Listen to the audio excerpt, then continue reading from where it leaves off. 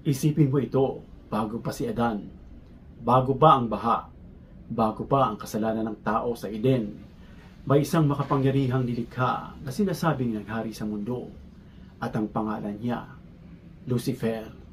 Pero, totoo ba ito? Ayon nga ba sa Biblia? Tara, himay-himayin natin.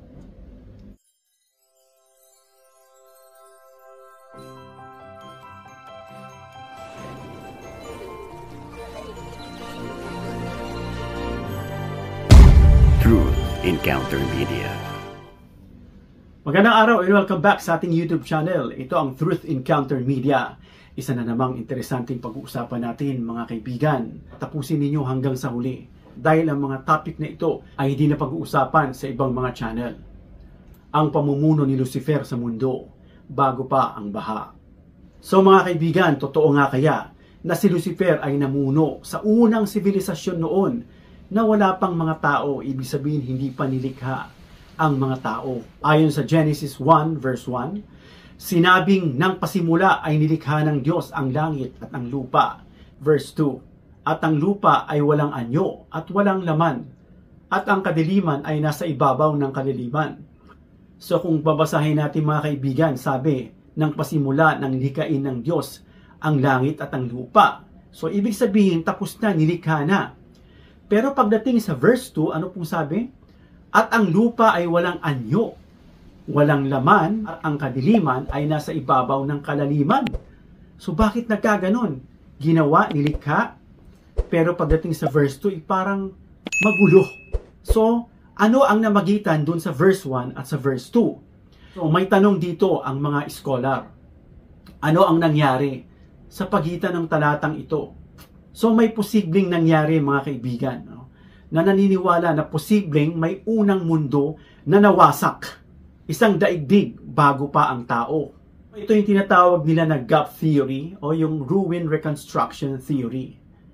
At dito pinapasok yung tungkol kay Lucifer o yung anghel na kilala na bilang Satanas. Ngayon, bago natin talakayin ng gusto, sino si Lucifer ayon sa Biblia? So kung babasahin natin sa Isaiah or Isias 14 verse 12 to 15 ng Magandang Balita Biblia, O maningning na bituin sa umaga, anak ng bukang liwayway, bumagsak ka rin sa lupa at nahulog mula sa langit. Ikaw na nagpasuko sa mga bansa, hindi ba't sinabi mo sa iyong sarili, aakyat ako sa langit at sa ibabaw ng mga bituin ng Diyos. Ilalagay ko ang aking trono. Uupo ako sa ibabaw ng bundok na tagpuan ng mga Diyos sa malayong hilaga.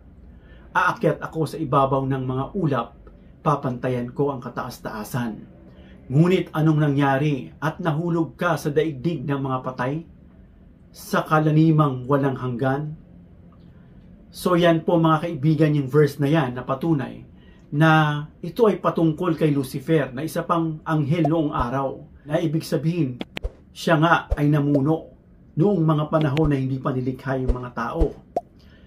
At ayon sa Ezekiel 28 verses 13 to 17 ng Magandang Balita Biblia, tulad mo'y nasa paraiso ng Diyos sa hardin ng Eden, nababalot ka ng iba't ibang uri ng batong mamahalin, sardiyo, topaz, at diamanteng nagniningning, berilo, onis, at jasper, na walang kahambing, safiro, esmeralda, at karbungko, ginto ang iyong enggasto.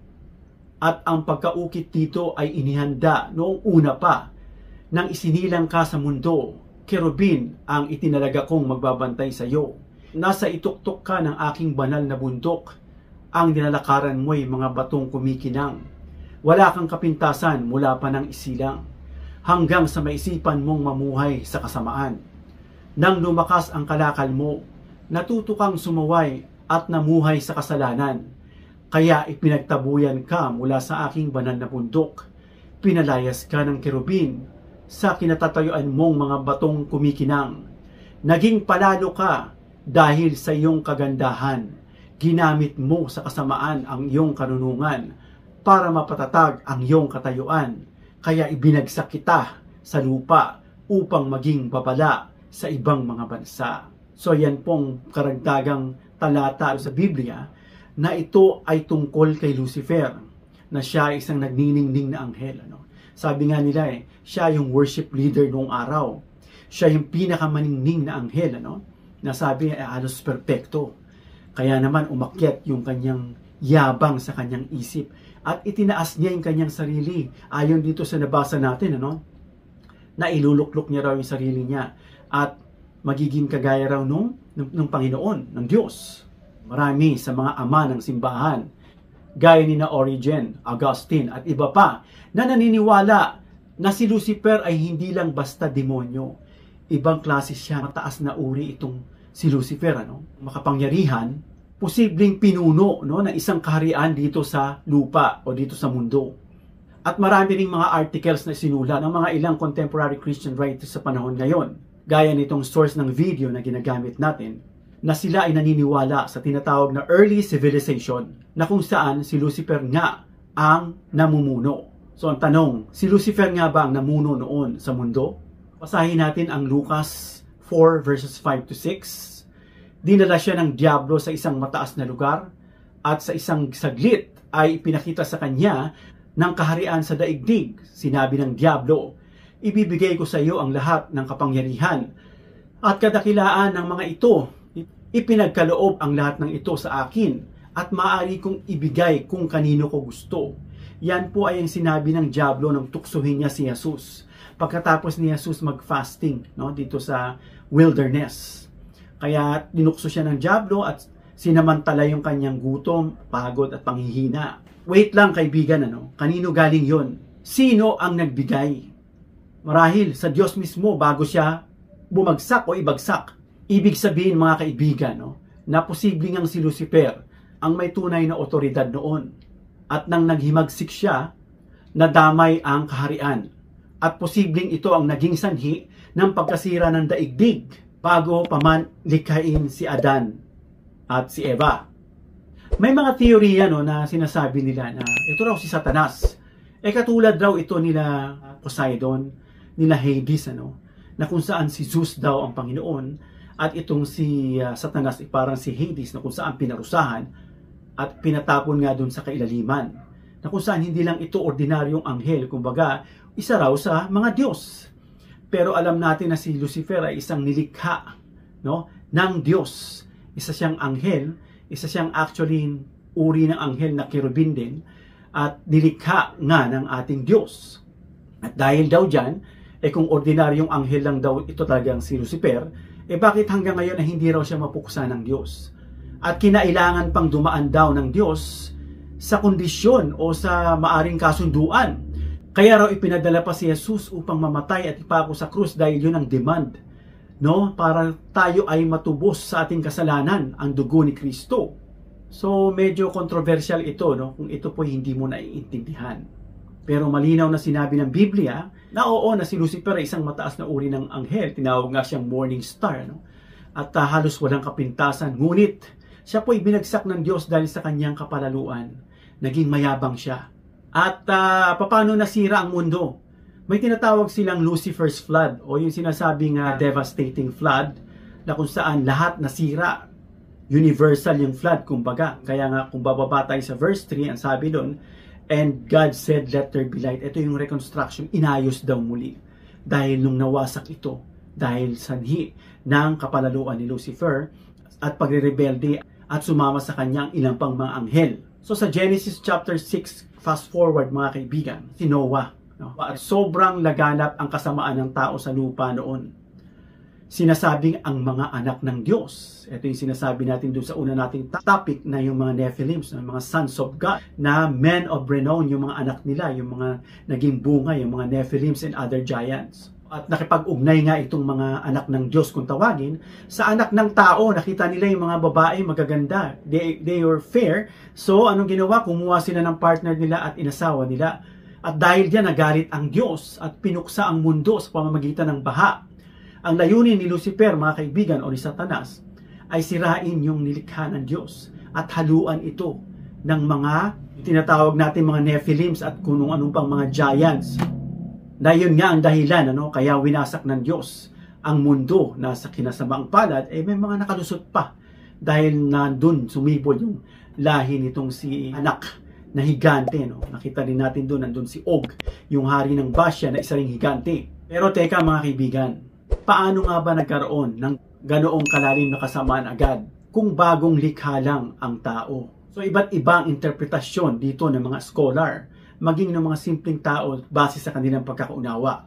So posible kaya na ito'y bunga ng matagal ng rebelyon at nagsimula pa kay Lucifer?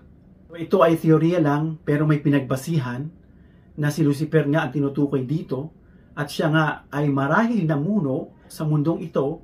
At ang tanong, bakit ito mahalaga, kaibigan? Dahil ito ay hindi lang simpleng istorya. Ito ay palaala na kung gaano kaseryoso ang kasalanan na nagmula kay Lucifer at tinukso si Eva na nagpadala naman si Adan. At higit sa lahat, gaano katindi ang habag ng Diyos na kahit ilang beses nang bumagsak ang mundo, take note, ilang beses, patuloy siyang nagbibigay ng bagong simula. So pansin mo kaibigan, walang paliwanag kung bakit ang mundo ay naging walang anyo. Sa verse 2, wala nang sinabi ron ng dahilan. Kumbaga naputol na agad. Na sinasabi nga ito sa wikang Hebreo na tohu vavohu, na nangahulugang wasak at tiwangwang. May hugis pero walang anyo. Ibig sabihin nilikha pero nawasak. So bakit naging ganito? Ang isang bagay na perpekto na nilikha ng Diyos. Of course, pag Diyos ang lumikha, perpekto. So, marahil, bigyan natin ng benefit of the doubt na naghari nga itong si Lucifer noong araw at dahil sa kanyang kapalaluan, nasira ang unang mundo. At isang posibleng sagot mga kaibigan na nagkaroon ng pagbagsak, hindi ng tao kundi ng isang espiritual na nilalang at yung tinutukoy dito si Lucifer. Sabi nga sa Ezekiel 28 verses 13 to 17, ikaw ay nasa Eden, ang halamanan ng Diyos, ikaw ay sakdal hanggat sa ang kasamaan ay masumpungan sa iyo. Tinutukoy dito si Lucifer na nasumpungan yung kasalanan. At ayon sa Isaiah 14 verse 12 to 15, ano't nahulog ka mula sa langit, o Lucifer, anak ng bukang liwayway. Sinabi mo sa iyong sarili, ako ay aakyat sa langit, itataas ko ang aking trono sa ibabaw ng mga bituin ng Diyos. Lucifer, na sinabi niyang itataas niyang sarili. Ngunit siya ay nahulog mula sa langit. Binagsak siya kasama yung mga anghel na sumama sa kanya. Ito yung tinatawag na unang-unang kudeta o rebellion. At sinasabi ng simbahan ng ilang scholar na itong si Lucifer ay dating mataas na nilikha. Isang anghel na may kapangyarihan, mga kaibigan. Siya ay namuno sa lupa bago pa nilikha ang tao. Ngunit dahil sa kanyang pagmamataas, siya ay nahulog at ang kanyang paghihimagsik ay nagdulot ng malawakang pagkawasak. Ito yung tinatawag na total desolation. Kaya nga sinasabing Lucifer's flood is very devastating. Pati vegetation wasak. Bilang suporta dyan sa Lucifer's flood ng bahan ng paghatol na nahulog na spiritual leader, ayon sa Jeremiah 4:23-26, ako'y tumingin sa lupa at narito, ito'y walang anyo at walang laman, at sa mga langit at wala ng liwanag. Ako'y tumingin sa mga bundok at narito, sila'y nayayanig at walang tao, at lahat ng ibon sa impapawid ay nagsitakas. Oy, malinaw pala na may mga ibon at may hayop na noon. Marahil, kung baga, yung pinagbabasihan nilang prehistoric creature ng mga dinosaurs ay sabi nga ng ibang mga scholars ay posibleng nag-exist sa panahon nga ni Lucifer at sinasabing walang tao pero may ibon. So take note mga kapatid, walang tao. Ibig sabihin ang pagkawasak na ito ay hindi tungkol sa sangkatauhan. Kasi mga kaibigan, doon sa Noah's flood. Ang tinutukoy dito yung Lucifer's flood. Ito ang naging hatol ng Diyos sa rebellion sa langit, sa lupaing nasakop ni Lucifer. At bilang pangwakas kaibigan, ano sa tingin mo? Si Lucifer ba talaga ang unang gobernador o namuno ng mundo? At may mundo ba bago si Adan? Comment down below sa ibaba mga kaibigan kung ano ang iyong saloobin.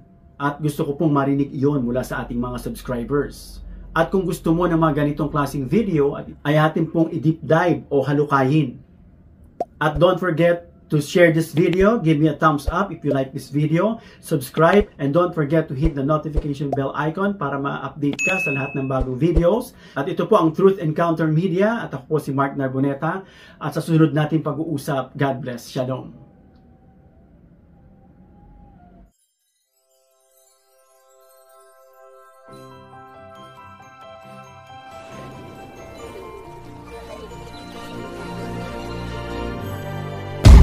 Truth Encounter Media.